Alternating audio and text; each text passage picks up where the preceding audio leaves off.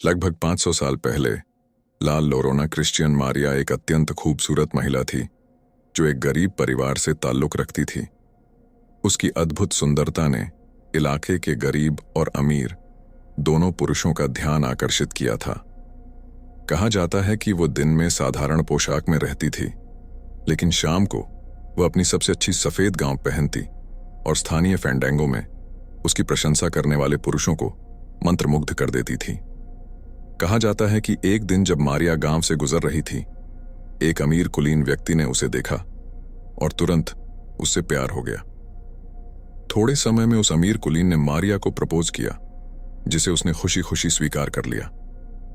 शादी के बाद दंपति ने मारिया के गांव के पास एक घर बनाया और जल्द ही समय बीतने के साथ उसने बेटों को जन्म दिया। शुरुआत में मारिया खुशहाल शादीशुदा थी और अपने बेटों की देखभाल करती थी और बदले में उसका पति उसे उपहार लाकर देता। हालांकि समय बीतने के साथ उसका पति दूर हो गया और कभी कभी घर भी नहीं आता था। वह औरतबाजी और शराब की जिंदगी जीने लगा और अक्सर महीनों तक उसे छोड़ देता। ऐसा लग रहा था कि अब उसे खूबसूरत मारिया की परवाह नहीं रही, यहां तक कि उसने अपनी ही हैसियत की एक महिला से शादी करने की बात भी की। फिर एक दिन मारिया का पति काम के लिए घर से निकला और कभी वापस नहीं आया। कुछ साल बीत गए और मारिया अपने और अपने छोटे बेटों के लिए जीने लगी। एक शाम जब मारिया नदी के पास एक छायादार रास्ते पर दो बच्चों के साथ नहा रही थी, तो एक गाड़ी दिखाई दी और जैसे ही वह परिवार के पास आई, अचानक रुक गई। अंदर मारिया का पति एक सुंदर युवा महिला के साथ बैठा था।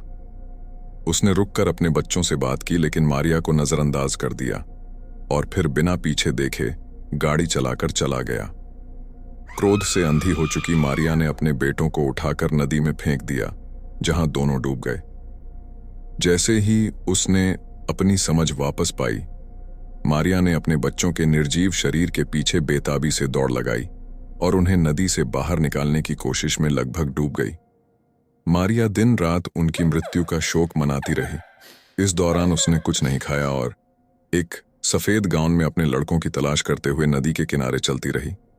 उम्मीद करती रही कि वे उसके पास वापस आ जाएंगे।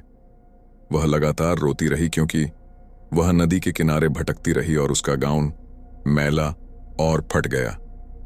जब उसने खाना बंद कर दिया तो वह पतली हो गई और लंबी दिखाई देने लगी, जब तक कि वह एक चलती हुई कंकाल जैसी न दिखने लगी और अंत में वह नदी के किनारे मर गई। उसकी मृत्यु के बाद अधिक समय नहीं बीता कि उसकी बेचैन आत्मा सांता फे नदी के किनारे चलने लगी। उसके रोने और विलाप को रात का अभिशाप बना दिया और लोग अंधेरा होने के बाद बाहर जाने से डरने लगे। कहा जाता है कि उसे तटरेखा के किनारे पेड़ों के बीच बहते हुए या धारा पर तैरते हुए देखा गया था, जिसमें लंबे सफेद गाउन पानी पर फैले हुए थे। कई अंधेरी रातों में लोगों ने उसे नदी के किनारे चलते और अपने बच्चों के लिए रोते हुए देखा और इसलिए उन्होंने उसे मारिया के रूप में नहीं, बल्कि लाल लोरोना, रोने वाली महिला के रूप में संदर्भित करना शुरू कर दिया। बच्चों को अंधेरे में न जाने की चेतावनी दी जाती है क्योंकि लाल लोरोना उन्हें पकड़कर बहते पानी में फेंक सकती है, जिससे उनकी मृत्यु हो सकती है। कहा जाता है कि स्वर्ग के द्वार पर लाल लोरोना को उसके बच्चों के ठिकाने पर चुनौती दी गई थी और जब तक उसने उन्हें नहीं ढूंढ लिया, तब तक उसे परलोक में प्रवेश करने की अनुमति नहीं दी गई, जिससे उसे अपने डूबे हुए बच्चों को व्यर्थ में खोजने के लिए अनंत काल तक पृथ्वी पर भटकने के लिए मजबूर होना पड़ा। वह लगातार रोती है, इसलिए उसका नाम ला लोरोना है, जिसका शाब्दिक अर्थ है रोने वाली महिला। वह जीवित दुनिया और आत्मा की दुनिया के बीच फंसी हुई है। लाल लोरोना 400 बच्चों का अपहरण करती है जो उसके खोए हुए बच्चों की तरह दिखते हैं। उनसे माफी मांगती है और फिर उन्हें अपने बच्चों की जगह लेने के लिए कहती है। जो लोग उसे देखने का दावा करते हैं, वे कहते हैं कि वह रात में या देर शाम को नदियों या झीलों के पास दिखाई देती है। कुछ लोग मानते हैं कि जो लोग लाल लोरोना की आवाज सुनते हैं, उन्हें मृत्यु के लिए चिन्हित किया जाता है, लेकिन जो समय रहते भाग जाते हैं, वे नहीं।